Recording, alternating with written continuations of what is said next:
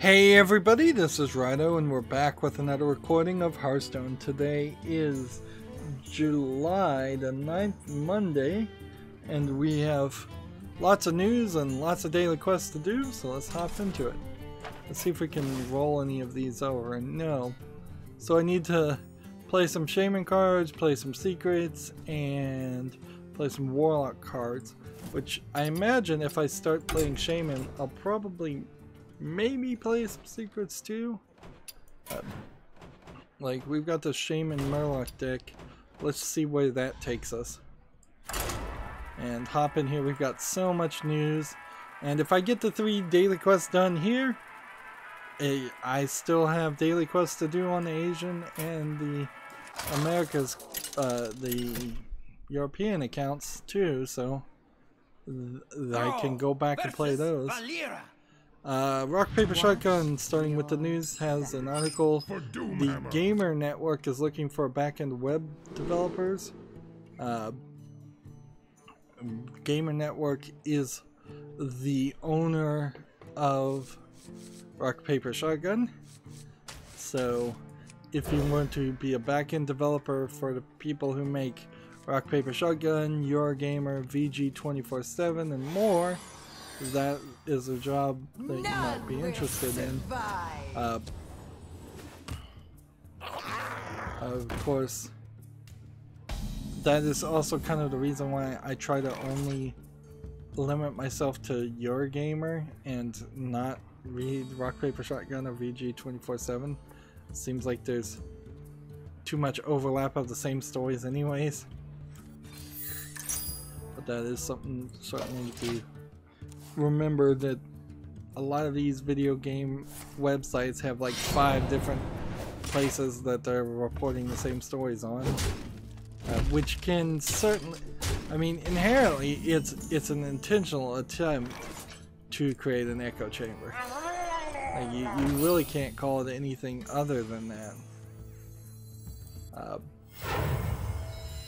Let's see.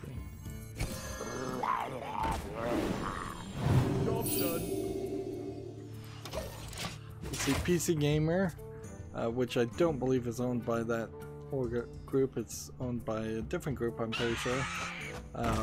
PC Gamer has its own thing about having a magazine team, an online team, and several other teams, I imagine. Let's go and freeze this guy.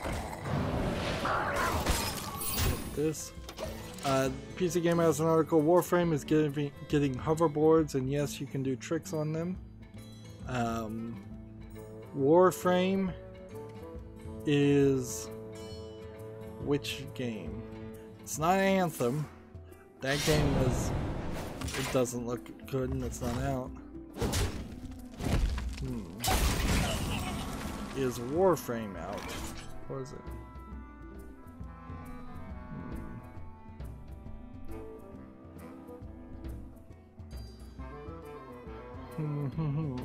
There's no link here to Warframe, so I have to assume Warframe is just another game, kind of like Anthem, that is in development and not yet out.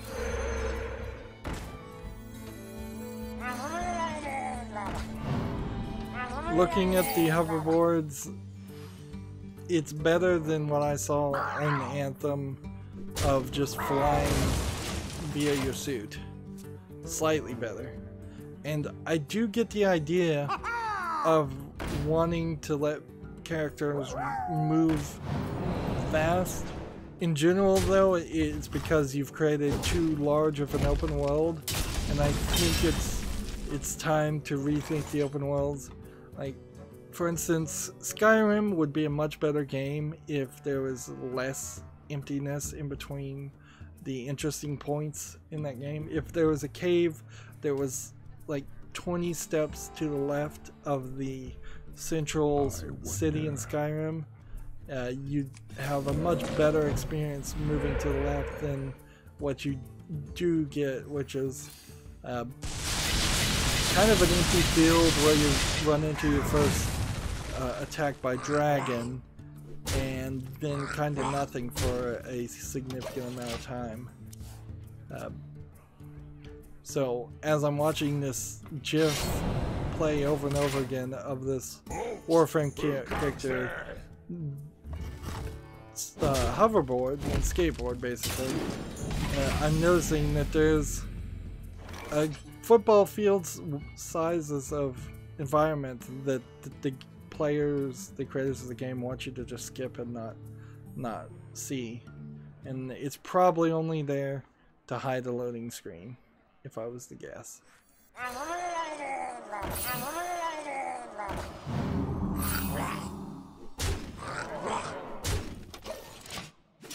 Let's see, I don't think I'm actually playing Shaman Secrets, and that was the only reason I came in here to play Shaman. Alright. Look, PC, this isn't 100% video game related, but PC Gamer has an article, Perfect Password Primer, Upgrade Your Security. Subtitle, it's time to improve your security and save all your passwords. I don't know why they do the two titles. Anyways. And first part of this is Google Chrome saves all your passwords. It doesn't encrypt any of your passwords or anything, so you're vulnerable to anybody who can get on your computer or log into your Google account, but you're convenienced by the fact that Google Chrome will memorize all your passwords, at least the vast majority of them. Sometimes it doesn't quite get it right. Let's see.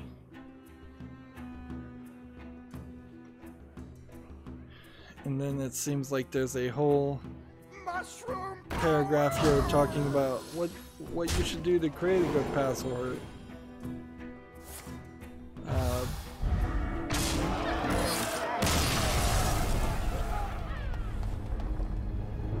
And then what it's actually talking about is not really doing anything. LastPass is probably the best thing that people could use in general. Inherently though, the end user people need to be more security minded in creating their passwords and keeping them secure, and no amount of help is going to fix that. You can screw up LastPass and lose all your keys. You can have really secure passwords in Chrome and then let somebody just copy all of those passwords out of Chrome. So the security mindedness. Inherently, I also find that a lot of online services give you ridiculous limitations to your passwords. Like, it can only be 20 characters long. Why is there a maximum length of passwords? Even if your internal system is only taking the first 20 characters and then hashing it, you shouldn't really have a limitation there. That's ridiculous. And frankly, you could take a password of any amount, hash it, and get the same length hash, regardless. I think that's how that would work, yeah. So, also requiring that it not have a certain number. Say if you're trying to make a Nintendo password and it says you can't have Nintendo in the name, that's actually pretty bad, because my system tries to make a unique password that's different for every website. And how do I reference that? Is because by putting the name of that specific website into a much larger and bigger password. If Nintendo says you can't do that, then you've broken my password methodology. So then I have to go and create a different, less likely to be remembered password. Of course, Nintendo should stop people from using just the word Nintendo as their password. But if the password you want to use for a Nintendo login is Nintendo Fan Blade Heights 6975 asterisk star 578. Like, if you've got this super long randomized password after it that you've memorized, there's no problem with making it longer and having Nintendo in it.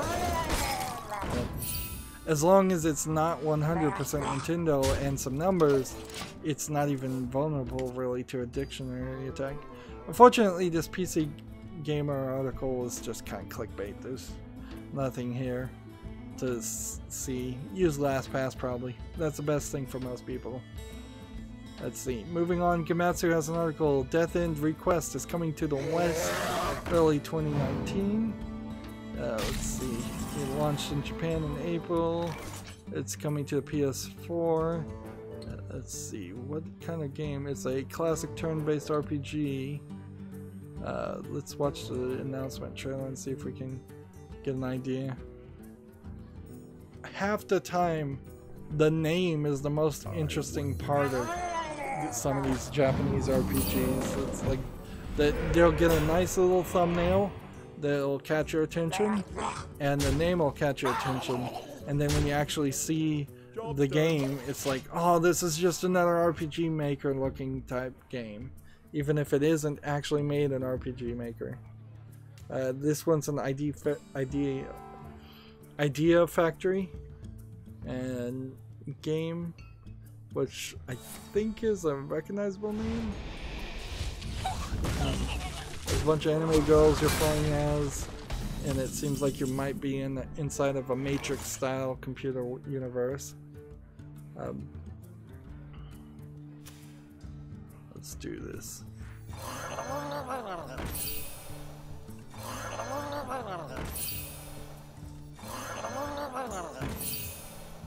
There's a anime boy. You always have to have one. Yeah, it kind of looks like a 3D turn-based Persona type fighter game. I'm looking at a character that barely has any clothing on at all.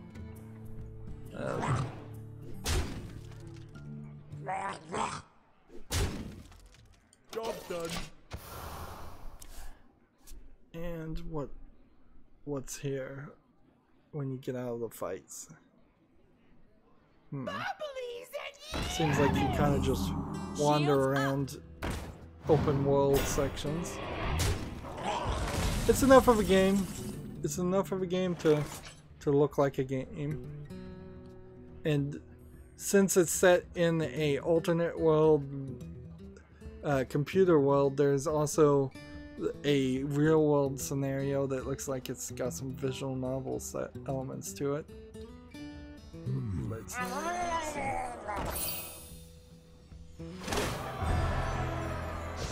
Now's the time to do math or just play the card.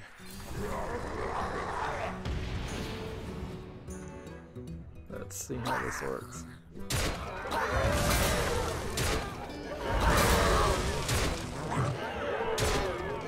A smart player would have done the math there. I don't know if Death End Request is based on any kind of manga or anime though. Like, I'm not seeing anything here that indicates it is. So, it's kind of interesting that this game is coming to the West, but I'm glad to see it. I'm glad to see. I want to see everything attempted everywhere. I want it out there for the 5 people that want to buy it, but of course it's not financially viable to make a game for actually 5 people. So, like, and I very well, if Death End Request turned out to be a very interesting game, I could see myself playing it. Particularly since you know you can't really play Persona games and stream those from beginning to end, according to their creators and their disregard of fair use. Let's see. And I guess there's no Steam page right now.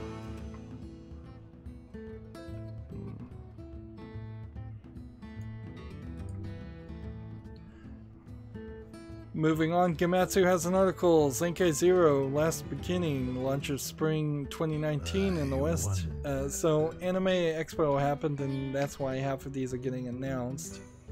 Apparently the characters in Zenkai Zero all have like an X symbol or some kind of plug on their belly buttons. So I'm seeing a cutscene where they're all showing it off. I believe Zenkai Zero is the story where there's this collection of clones that cannot die, and they're like the last remaining humans on the planet. And there's kind of a challenge to save yourself and save the world. They all die of old age after 13 days. So yeah, there's some weirdness certainly there. That was not the one I wanted. If I play this, and see, this is technically a Murloc now. They've introduced that as a Murloc. It's weird. I'm going to freeze that one. And hit that one. And then return.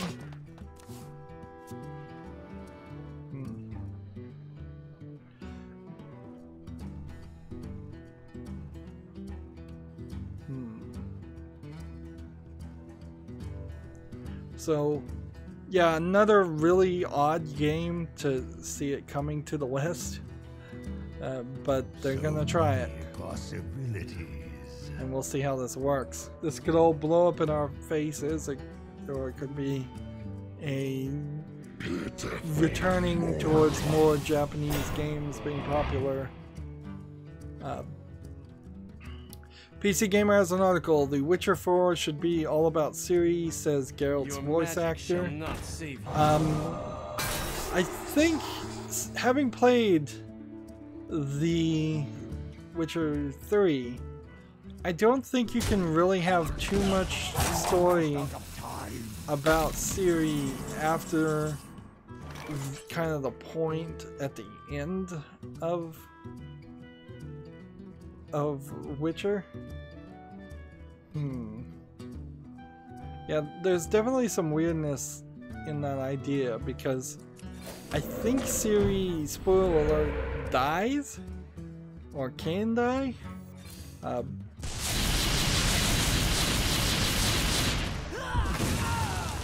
And so I don't know how you have more story after that point.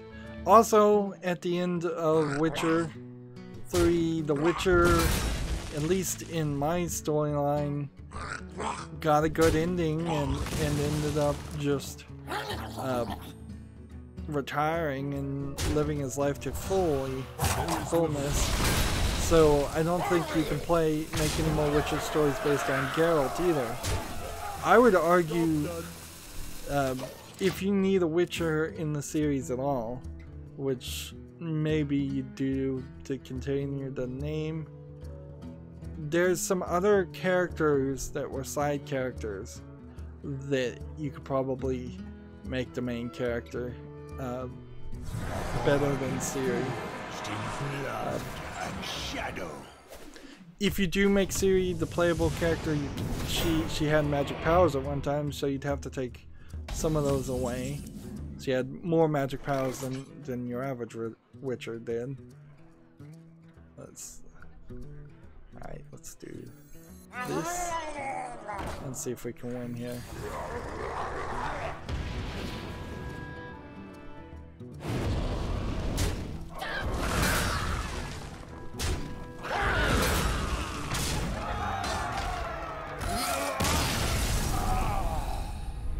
You probably didn't see that coming. Of course, the voice actor who played Geralt in Witcher 3 is not going to be the person in charge of making decisions on what The Witcher 4 is going to be about. And from what we've heard, CD Projekt Red doesn't really even pay attention to their internal employees, so it's not amazingly likely that I guess I have to keep on playing, keep the streak alive, since that's my only Murloc deck I have. So yeah, they're not going to listen to him if they want to go in a different direction. Right now, CD Projekt Red is all about Cyberpunk 2027, and so if they're even writing the story for Witcher 4, they're probably in pre-production of that. They do kind of have to write the story of Witcher 4 because they've gone in different directions now than the books that they were based off. And they've arguably gone in better directions than the books were based off. But they're on their own now. I think it potentially changes what the Witcher series was and is. Like, if you go to a female character, because you have Geralt being this kind of lecherous jerk in The Witcher 1 and 2, and sleeping with, or being able to, depending on your choices in the game, being able to sleep with as many people as possible. And that only kind of got downplayed and removed in The Witcher 3. So if you're playing as a female and you're not the same kind of lecherous jerk, or at least you're not allowed to play as a lecherous jerk as a female character and sleeping with as many people as you want in Witcher 4, you're eliminating a big part of what that game was in the role-playing aspect. And so then you just bring it down to being less of an RPG and more of just an action game, where I'm not sure the action was the best part of The Witcher 3. It was alright, certainly, but if you're taking out the options or the characters, even The Witcher 3 had different romance options that you would either get punished for if you made the wrong decision or rewarded for if you made the right decision.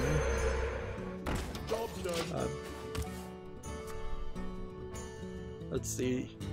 Gematsu, we already talked about this, but Gematsu has an article. Darksiders 3 is listed for November 26th. Good to know.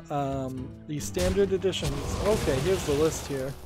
The standard edition includes a copy of the game and the pre-order bonus armor skin.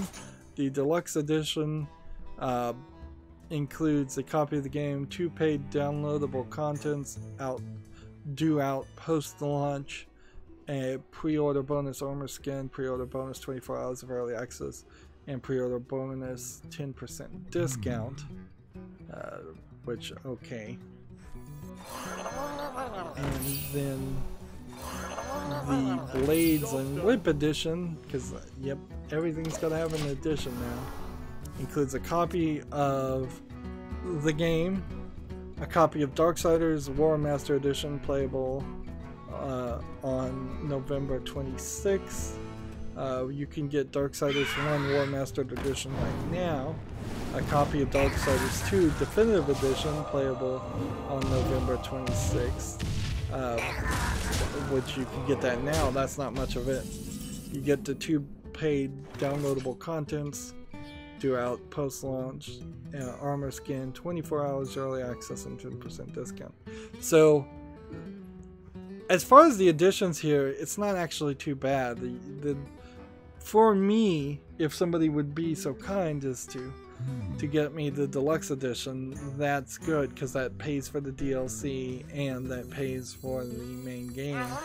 Heck, if I get the standard edition and I'm playing the game when it's brand new, that just puts a financial burden on me at the later date when the DLC comes out to upgrade to the deluxe edition.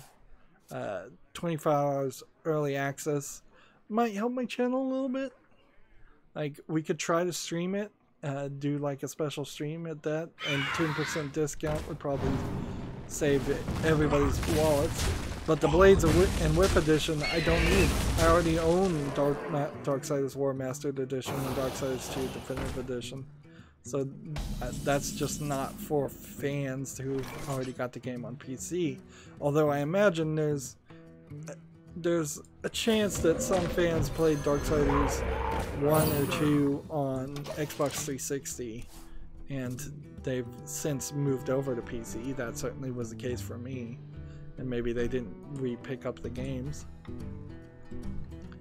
Let's see, we've got a game on Steam, not a ton of games on Steam, called Struggle for Light. It seems like it's a pretty bad, extremely low effort game of some sort. I'm not sure exactly what sort it is. It says action and indie.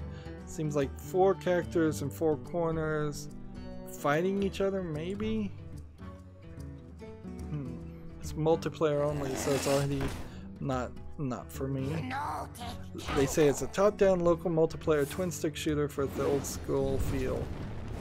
In other words, it's a bad game. That's what old school feel means. It's $6.99 for Struggle for Light. No thank you. Moving on. Let's see, we've got a game called Richie's Nightmares. Indie adventure 2D single player platformer. Play this. Do that.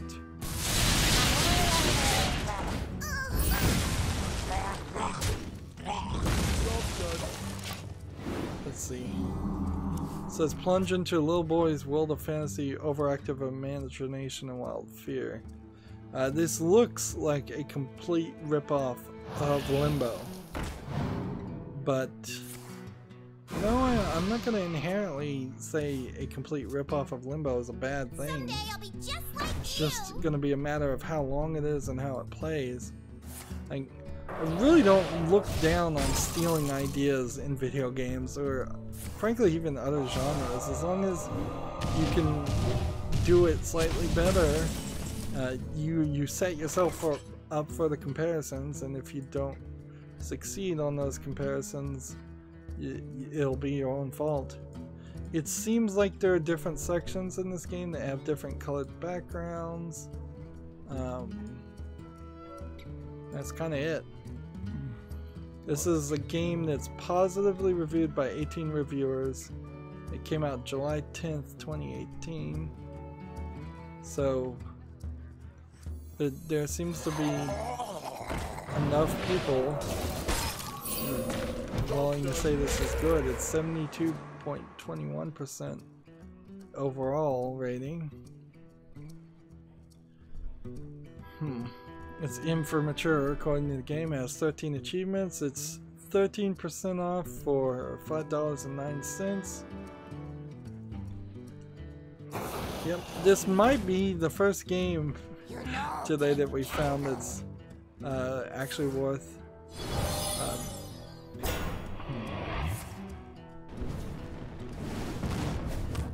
let's see, the first review is a not recommended. I played this game for all 15 minutes before quitting in frustration. If you're looking for a challenge that doesn't get any easier no matter how many times you try, this is for you. The jump aspect with almost every puzzle I encountered relied heavily on is completely broken. You can't jump on certain surfaces, and the delay between pressing action is amongst the worst I've ever seen. This feels like it was produced by a team of 13-year-olds. Maybe if it gets touched up again, I'll give it another shot. Even the entry text is amazingly broken English, which honestly, I couldn't care less. So this might be vote manipulation going on, or this might just be a collision of two different things that you would want in games.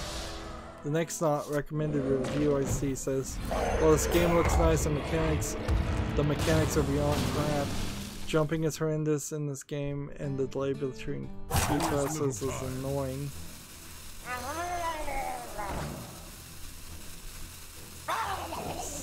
Do that. about to lose.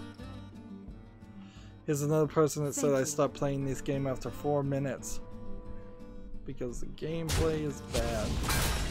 So I have like 3 different people. I was willing to try this game. Now that I scroll up, I see that its languages are English and Russian. And so it's a clone, but it's not good. It's not good enough to justify trying to play it. I almost got tricked there. Or maybe I just got convinced and convinced myself to not play what is a really good game. That is also possible. You need to play 5 more shaming cards. Let's see.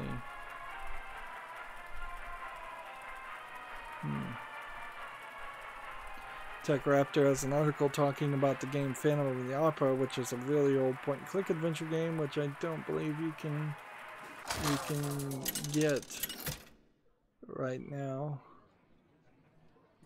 Or you can't get it on Steam at least.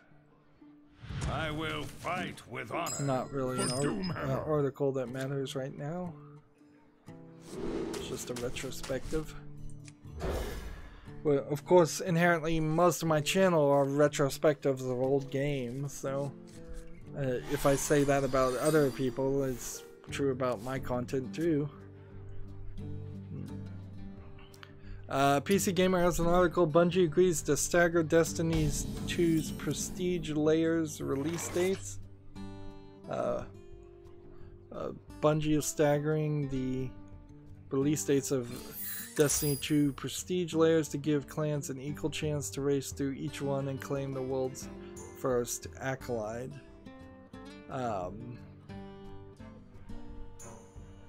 So apparently the players were originally told that they were going to come out at the same time, so a clan would have to either play one of the prestige updates or the other. Reporting for duty.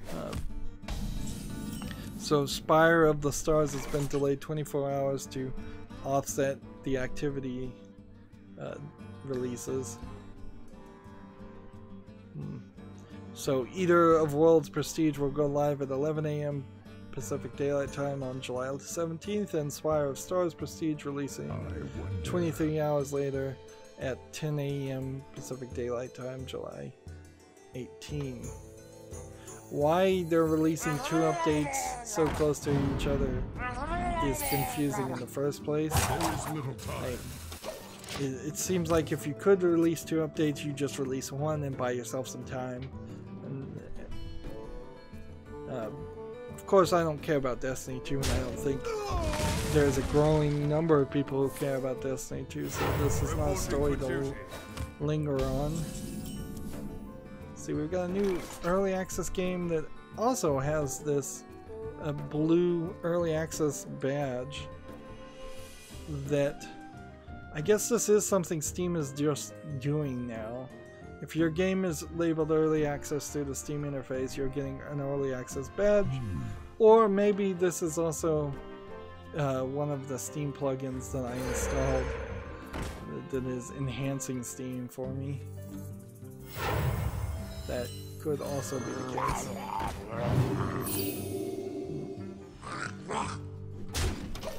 So we've got this game called Pillage.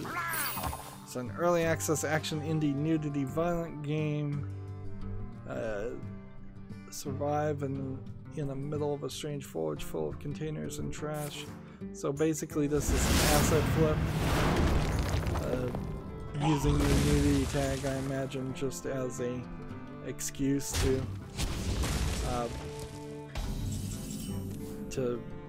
get some views. This is such an awful looking asset flip. Anyways, it's just horrible. This is a extremely low effort troll game. 25% off for $11.99. Yep, nobody's going to play Pillage. And it is a good candidate for the games that Steam said were absolute troll games that they would still curate. And we haven't seen them actually take any action publicly to actually get rid of any troll games. TechRaptor has an article, The Princess Guide is coming westward in 2019 for the Switch and PS4.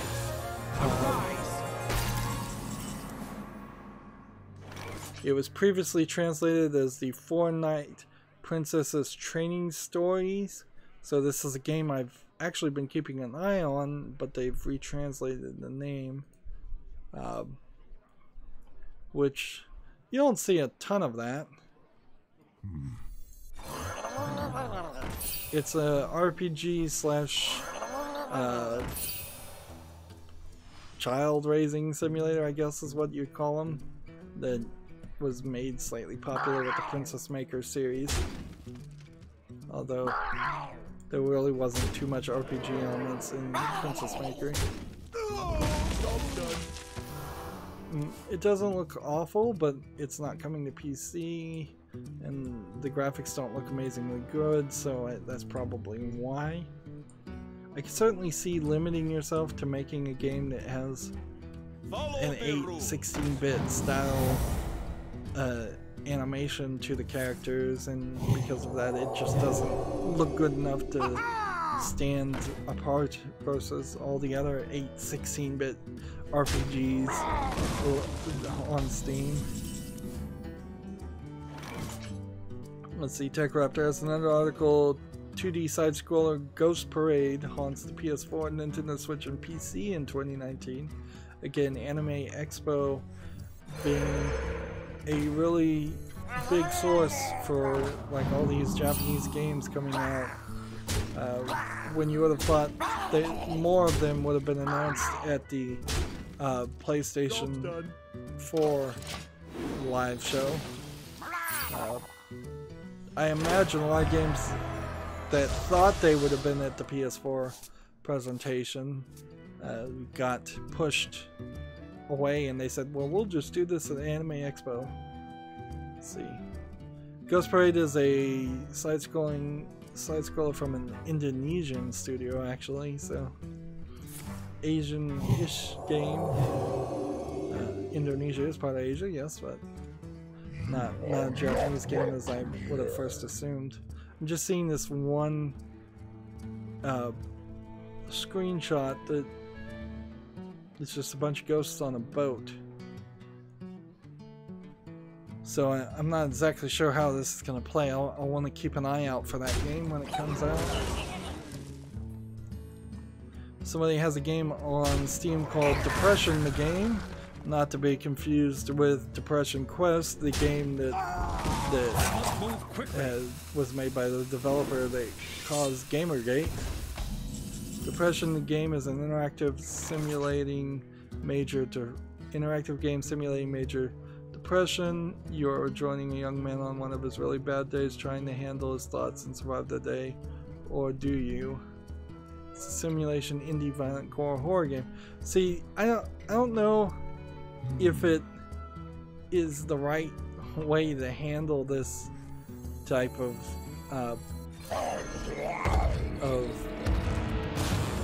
material, to have a game where the character actually could end up dead.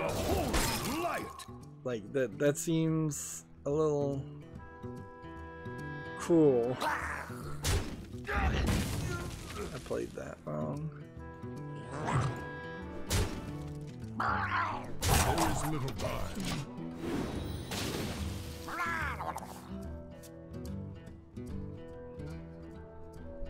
Yeah, I'm not sure I'd really want to play this game either.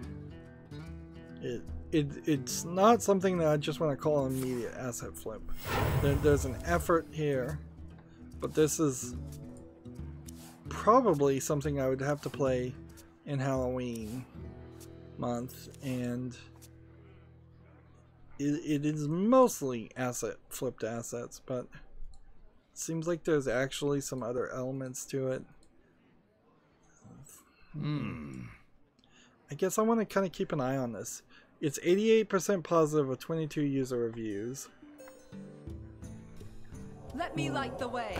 Let's see, 20% off for $1.59. They're not asking for too much. The game is about 10 minutes long. This game is not for everybody. A short but unique experience. Let's see. Reporting for duty. It's a short simulation of having major clinical depression. But I'll keep an eye on it. It seems like 10 minutes for that price is still probably a little high. In all fairness, but alright, so we've got to kill 5. Well played. A minion with taunt is in the way. The victory is yours. Well, I guess it didn't matter. He was gonna let me win anyways, even though I had played wrong. There we go. Let's see. Still got tons of news. Way too much news. So now we need to play secrets. Let's play Secret Paladin. I think we've got that. Yep. Next game we have on Steam is called Visitor. Let me see if it's in English. Yes, it is. It's in English, Japanese, Simplified Chinese, and Korean. It's tagged indie, sexual content, gore, strategy, and violent. It says Visitor is a full motion video detective suspense game. The game tells the story of a writer of a winter night in 2017. A murderous case happened in a residential building. A prostitute, Shaza, died in her own home. It feels like it might very well be a improved version of the game that I covered a while ago called, what was that? What was the name of that game? I was stretching for time to remember the name of the game. Hearthstone. Yes, that's the name of the game. It looks like it's a better improvement on that idea.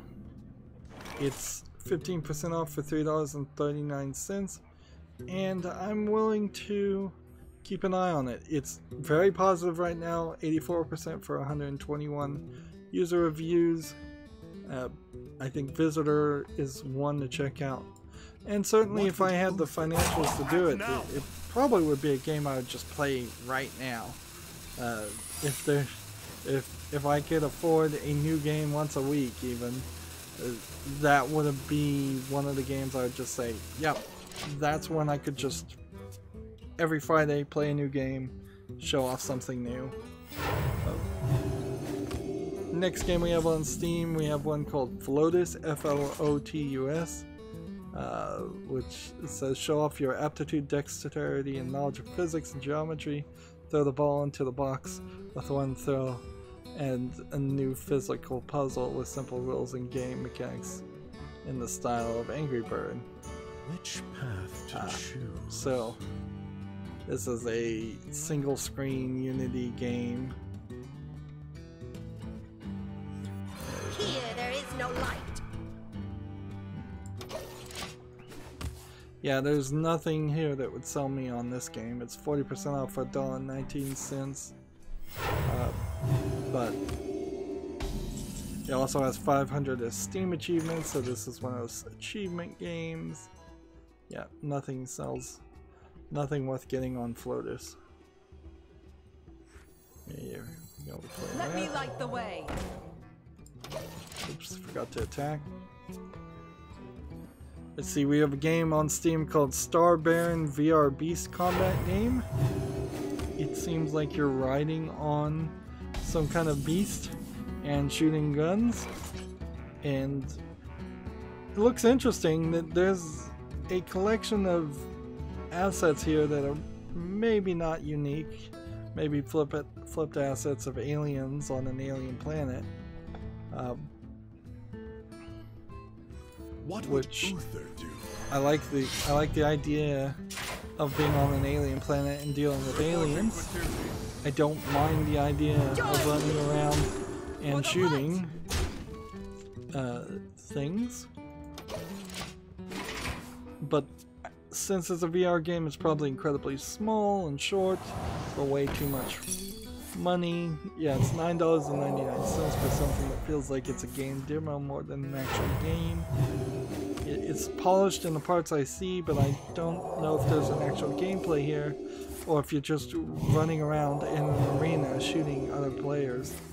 It's single player only, so you'd be shooting AI. Okay.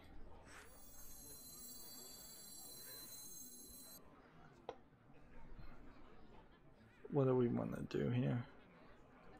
Divine Shield Rush.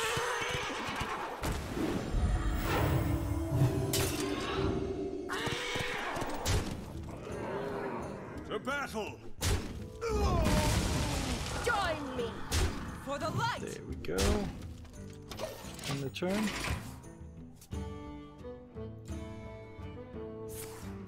Eurogamer has an article, the free-to-play sci-fi shooter Warframe. We talked about Warframe earlier, getting hoverboards.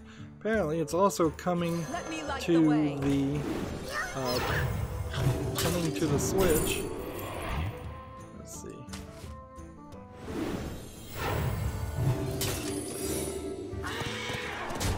I'm supposed to be playing Secrets right now, and I'm not really achieving that. So, yeah, Warframe's coming to the Switch. Is there an actual date in this article? No. So, Warframe, I'm not sure Warframe is out on any console right now. Or if it's just continuously making promises. Eurogamer has a retrospective article, how Journey only truly made sense when almost everything had been cut out. Most PlayStation usernames are very inspiring. Journey certainly did a lot of selective editing to make it difficult to realize that you were playing with a human player at all, or if you were playing with a human player, whether or not they were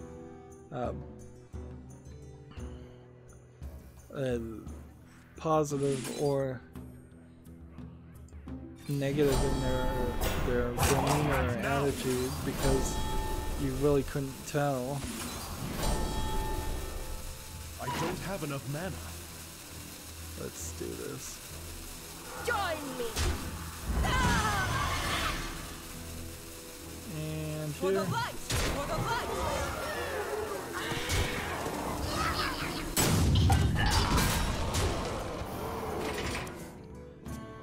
light. The biggest shame about Journey for me is that it's just a PlayStation exclusive, and I think Sony funded it, so it always will be. And there really wasn't a clone of a game like Journey that came out, which seems kind of ridiculous.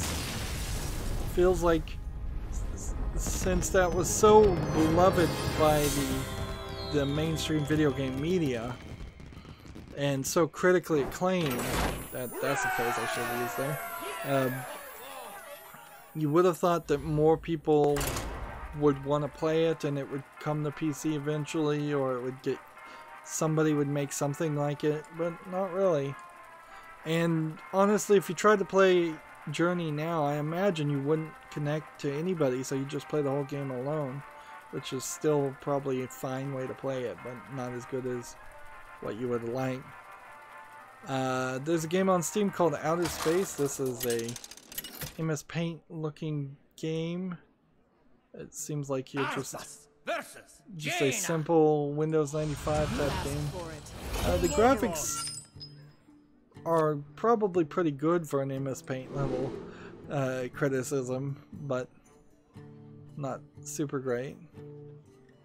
Yeah, this is just you're controlling a rocket and you don't want to crash into any of the walls. There was a game like that out for computers and PC, a long time ago, like Commodore 64 era. Battleship Brigade has trophies now for the PS4, so there's a decent chance it's coming to the PS4. You probably, if you have Amazon Prime, got Battleship Brigade for free. I did. I am tempted to play it even though it's not a Steam game, and then, like, you know, just catch up and purchase it a second time on Steam and move the save files over, which I assume you can do pretty well, is move Steam files, save files from one version of a game to another version of the game, assuming you purchase it in 2 places, which is still an insane thing to do.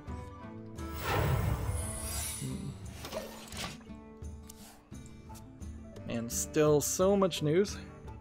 So much news.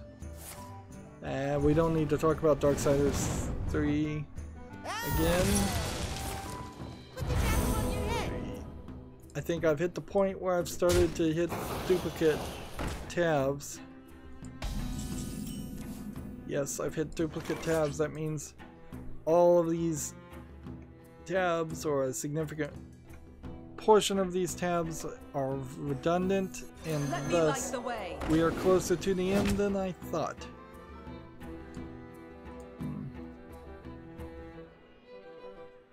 Let's see. Here we've got a RPG Maker game that's a meme game. I'm not even going to bother to name it because it's just a meme game and a troll game. What would Uther do? So we'll ignore that. Hey, catch!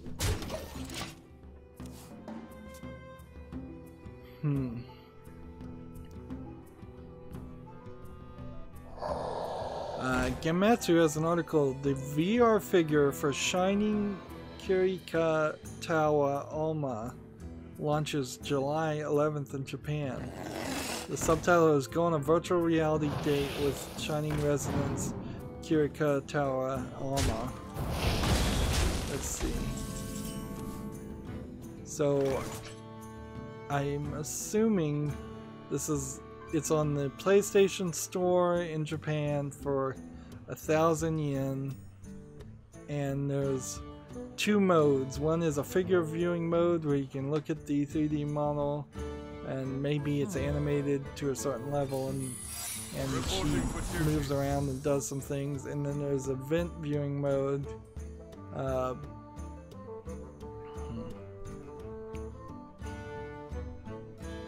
And it seems like that's probably walking around during a festival or something like that. Not a lot, and you're charging, I think, a pretty penny for it at 1,000 yen. That's about $10. These are the new rip off the customer we have attempts many secrets. to sell virtual reality dating sections. Although that might work pretty well too if they cut all of the lewd. I want to date. I want this character from this game to be in love with me elements that sell in Japan. If they cut those out in the separate games instead of adding them to bad games, maybe then it would be easier to sell the bad games in the West. But frankly, they're bad games in the first place. And so when they put in those lewd sections in the bad games, those are the selling points. That's the only reason anybody's probably buying them. See, we have a game called Destination Dungeons Catacombs of Dreams. The color palette of a lot of the games that have come out this weekend are very strange. A lot of purples and just different colors than I normally expect. This game looks like it's some kind of cell phone port. It's all vertical with a single background. It does not look good at all. Like an awful cell phone port, and then not even trying to get it to close to widescreen. Interestingly, it's only in English. done.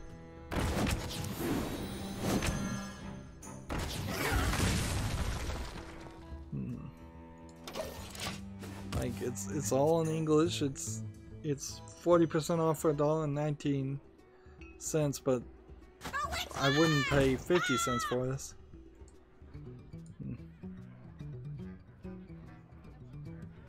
PC Gamer has an article, how game sizes got so huge and why they're even bigger. It's the textures above all, and nothing's going to stop them. I think we'll see a distinct split in textures though. You'll have on the discs a 1080p version of a texture, and then you'll have it become, I think, standard practice to have to download a very large 4K patch if you want to if you want to play the game in 4K. Join me. Let's play that.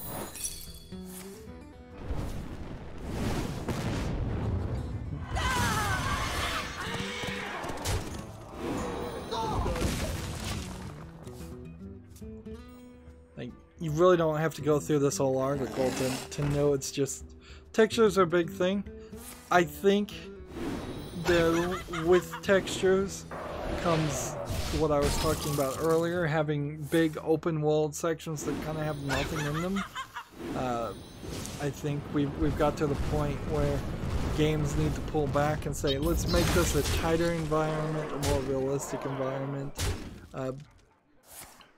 Like, arguably more relatable environment. Most people spend most of their life in buildings around other things, not big farmland that is devoid of anything. Job's done. Let's move on though. We already talked about that. Rock Paper Shotgun has an article. The Eldritch Zookeeper is a Lovecraftian theme park you wanted? Question mark. Let's see. Is this a Kickstarter game? Is this on Steam? Is the first two things I want to ask. You can follow the game's development on Steam, and he has a video showing what the game looks like. Doesn't look horrible. Bunch of random people wandering around a zoo-like area. It feels like it's a lot like Zoo Tycoon, although the camera's more zoomed in, and I think I might enjoy that a little bit better. And he's just intentionally or unintentionally trapped a person inside the fence, and now he's like teleporting them outside of the fence and releasing a monster inside the fence. I think we need to play as Warlock. There's way too much obsession about the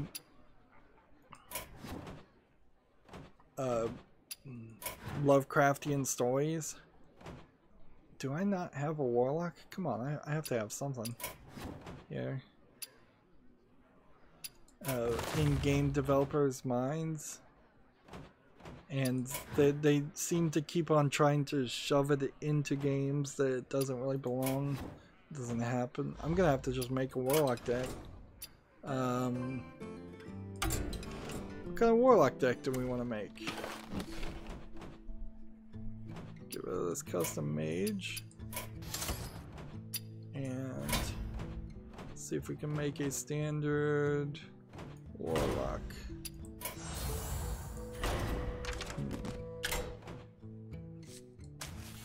Let's see, it seems like we can make Witch's Bargain pretty easily. I'm gonna start. Let's just play classic Warlock. Look at all those gold cards. because they're using basic cards. Just try an old-fashioned classic Warlock and see how that stands up in the modern day playing on casual. So yeah, I don't know if the Eldritch Zookeeper makes sense as a game. I'll keep an eye on it, wishlist it, but there definitely feels like you are simply just adding in elements that you're obsessed with that you don't have a good story to tell. Let's see. Moving on, Tech Raptor says Valkyria Chronicles 4 is heading to the Western Front this fall. Valkyria Chronicles is the tank game, so that's what they're making a joke there. It'll be deployed, another joke, on September 25th. Let's see, it's coming to PS4, PC, Switch, and Xbox One. Alright. Good to know. Valkyria Chronicles, perhaps a good one to... it's probably a good one to, as far as a series, to hop on, because it's not going to be, I don't think, as long or as impenetrable as, say, Final Fantasy is. Possibilities. Yeah. It feels like that's more doable. Let's see, when I click purchase here on Valkyria Chronicles 4, they're trying to sell it on PC, PS4 first. And it doesn't seem like on their own website they have a listing for it on PC. But it supposedly is supposed to come out on PC.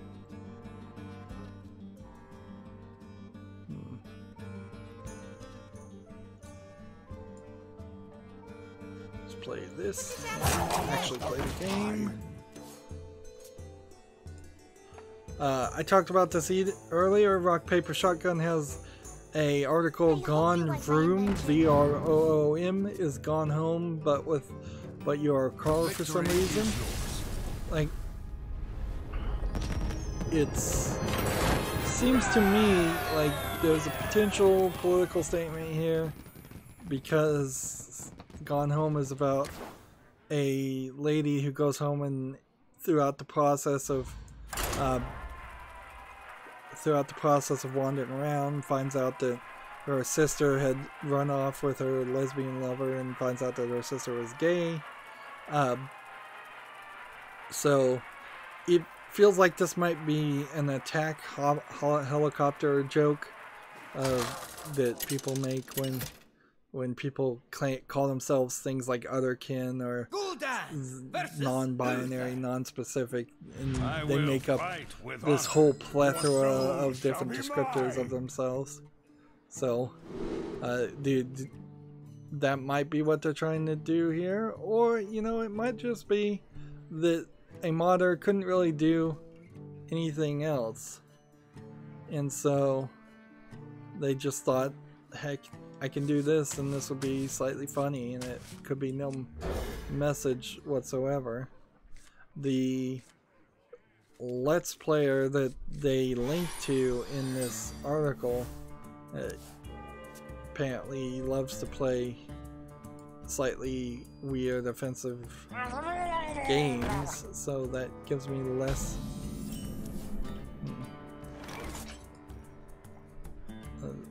of a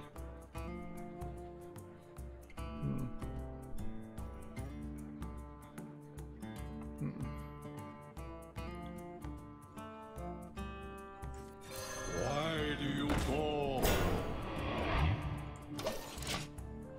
Whoever this Let's Player is, he's putting all kinds of garbage on the screen.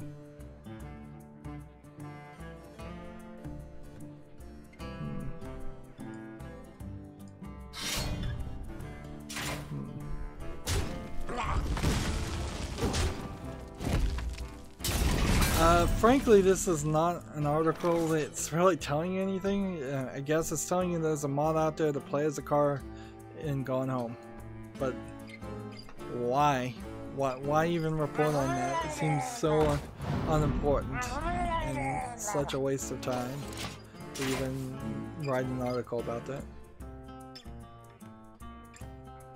Trying to hurry up here. Reporting for duty. Let's see. Looking at a game on Steam called Jumpo Joe, Jumpo space Joe. It's one of those games I was talking about several hours ago. The Super Meat Boy-esque 1001 Spikes type games where it's platforming and jumping, and that's kind of all that it seems like there ever is in these games.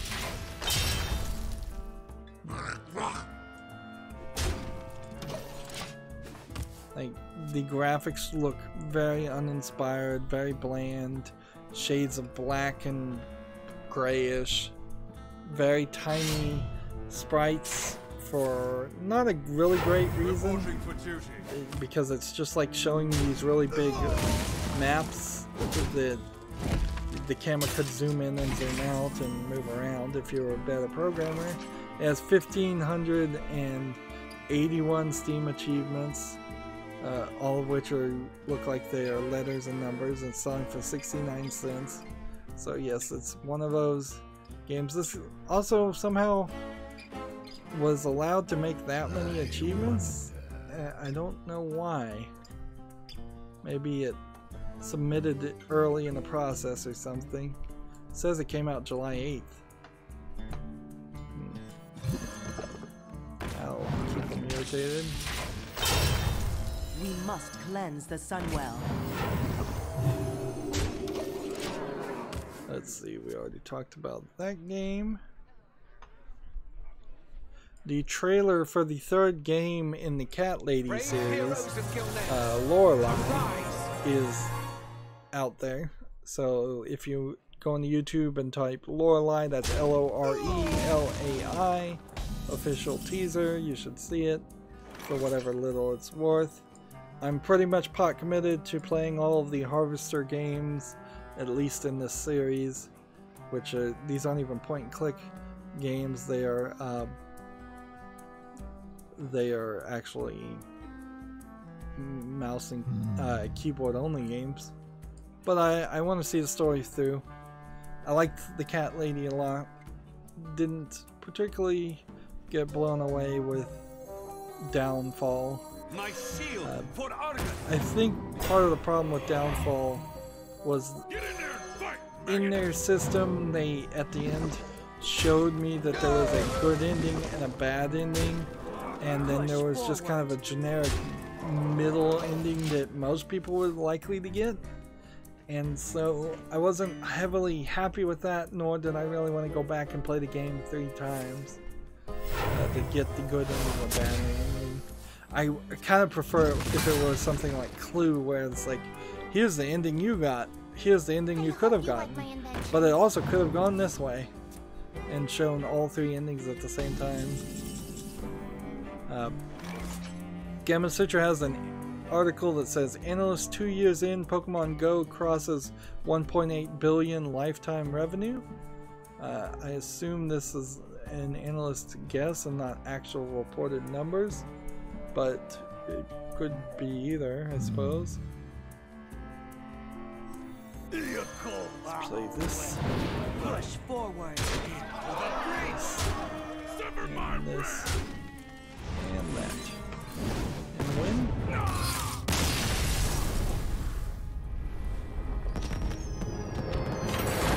PC Gamer has an article. Activision is giving From Software much needed support on Sekiro's tutorial system. The subtitle here is Dark Souls This Ain't.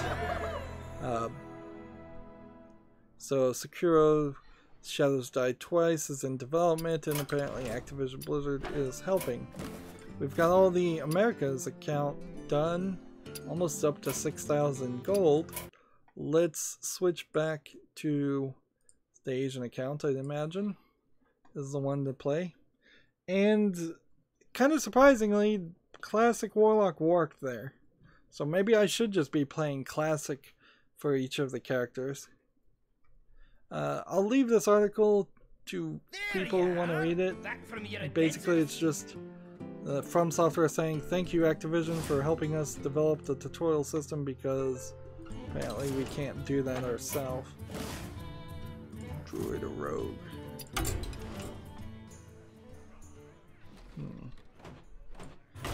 The best... Here, let's play casual. The best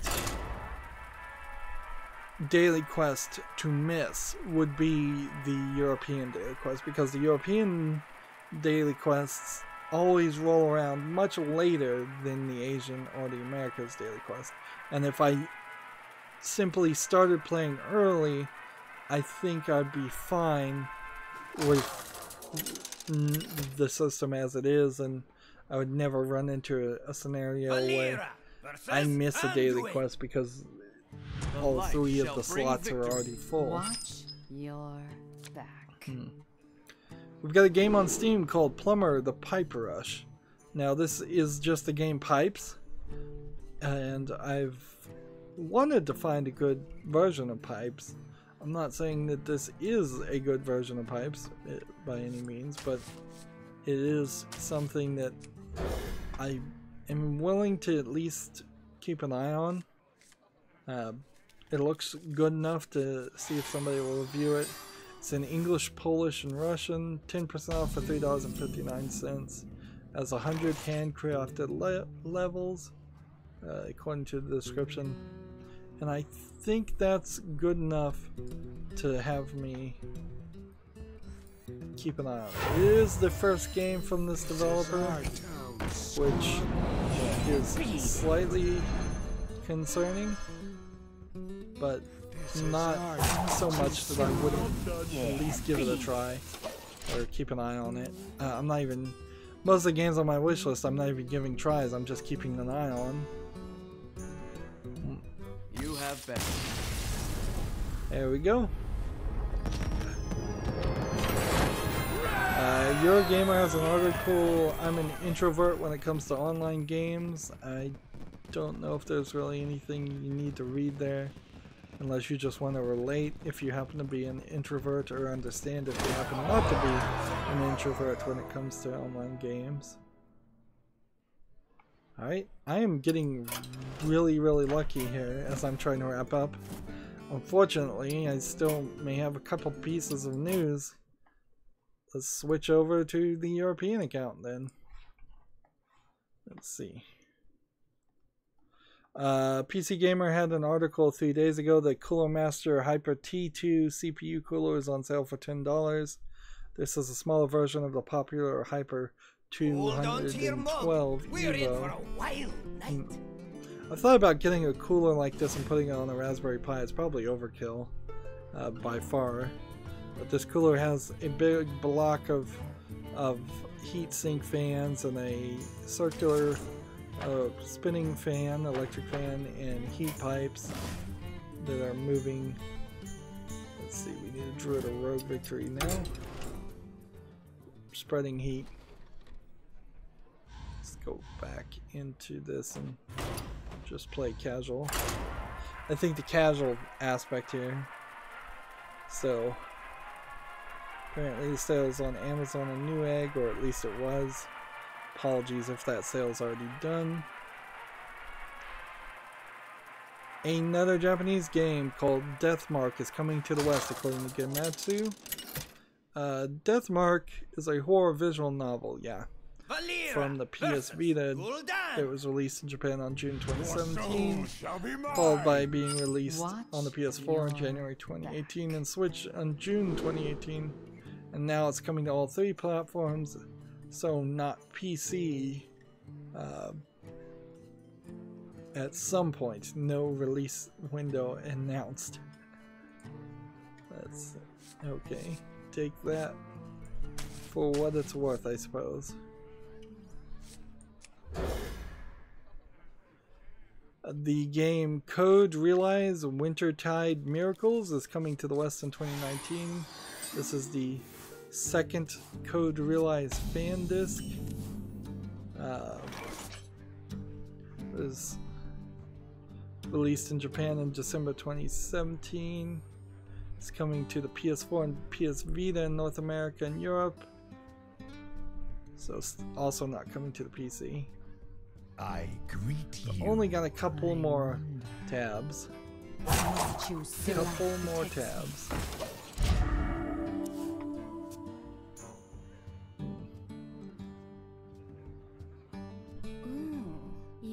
There's a gameplay trailer of Ghost Parade that was taken down on Gematsu's so still don't know what Ghost Parade is.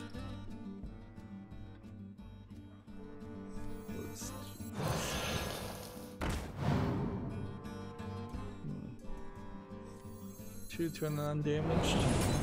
Sure, I fight.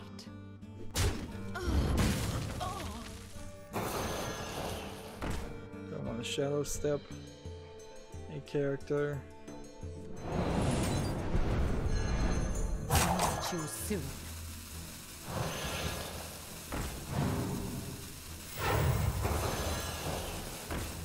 There we go. PC Gamer has an article. Ubisoft scraps the For Honor cosmetic removal plan. Ubi announced yesterday that older cosmetics would be taken out of their store and put on rotating sale instead.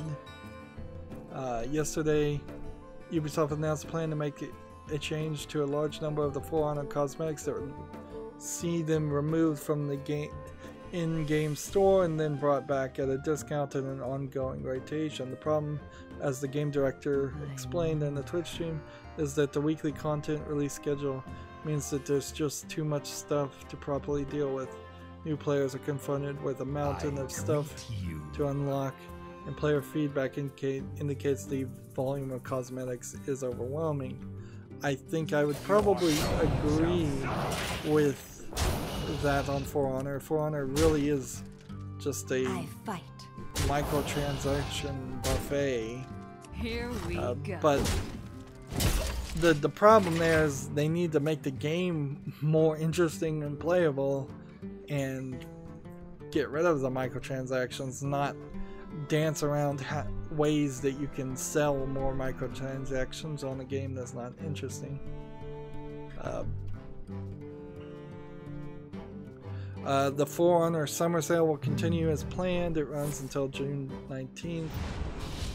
This article is a little confusing too, because the title indicates that they were going to do something, and then the first paragraph indicates that they were going to do something. It's not until like the second paragraph halfway through you get to a sentence, but the reaction from players was unexpectedly negative, many of whom interpreted the changes as a short-term cash grab ahead of the Q1 sales report coming later this month. And you know you've really screwed up your game if people are concerned about your Q1 sales reports and whether or not you're trying to pad them out. Here we go.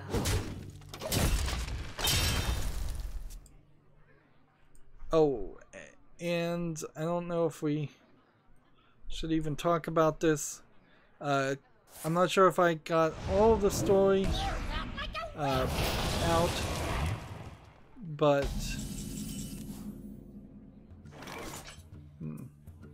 the two writers that were fired by what was it? Like Jessica Price and Peter Fries, that were fired for being rude to the video game people on Twitter, frankly, and going on a rant. Mostly it was Jessica Price, and Peter Fries was just kind of white knighting her. I can't call it anything else. Your magic shall not save you. I'm not sure I got all of the info about Jessica Price out there. She posted some nasty, just horrible things after Total Biscuit died, saying she was glad he was dead. she seems to have done this one other time also. So, if I was to guess and speculate, she was probably not a fun person to work with, and that certainly explains something. I've heard people say that the fact that she and Peter Fries were fired has kind of split the two groups of people who didn't agree with her. There was basically no group of people that agreed with her actions, but some people said she shouldn't have been fired for it. Some people said she should. I think this probably wasn't the only issue, certainly, but I would argue that her actions speak loud enough to have her fired. However, Randy Pitchford, the CEO of Gearbox, and SJW and White Knight himself said that if these two people were part of the family at Gearbox, we would have gotten their backs. Of course, there's no follow-up now. This was done July 6th. No follow-up that he actually offered these writers jobs, or that he would actually want them working for him at all. That I frankly, you can't. Julie Price really can't work in the industry ever again, in my opinion. So I'm willing to double down and say not only do I think she deserved to be fired, and that's just the way things are going now, is that you really shouldn't be on Twitter at all unless you're the PR people, and that's the only people that should be talking.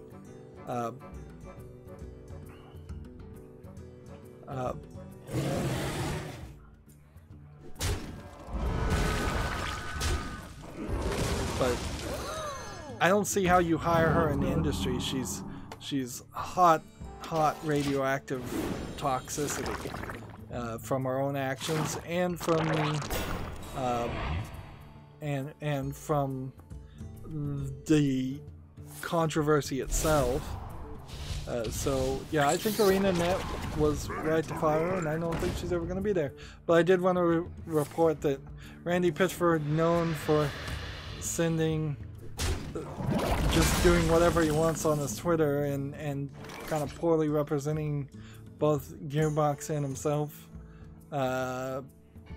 should have not stepped into that controversy. I don't know if this controversy is going to really last that long, and I'm not asking for it to, but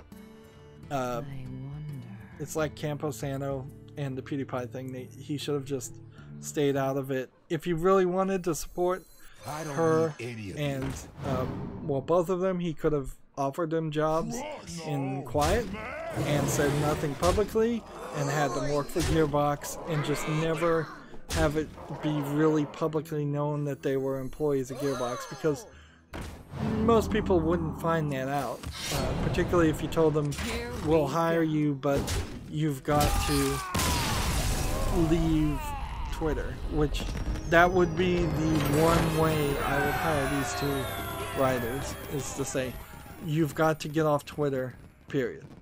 If you get off Twitter and don't update LinkedIn or anything and say that you work for us, you're gonna just work for us in secret, I'll hire you then. But even at that, she seems so hostile, so hostile. It's not. It has, even though she was turning it to sexism, it really was nothing about sexism. It was about hostility and being rude to a random stranger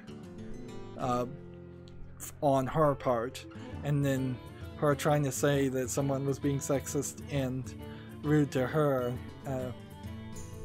The phrase rude is always a pain anyways, because like when one person is clearly being rude, they usually feel like somebody else has been rude to them, and it's a continuous spiral, and you really have to just in your own head take a side.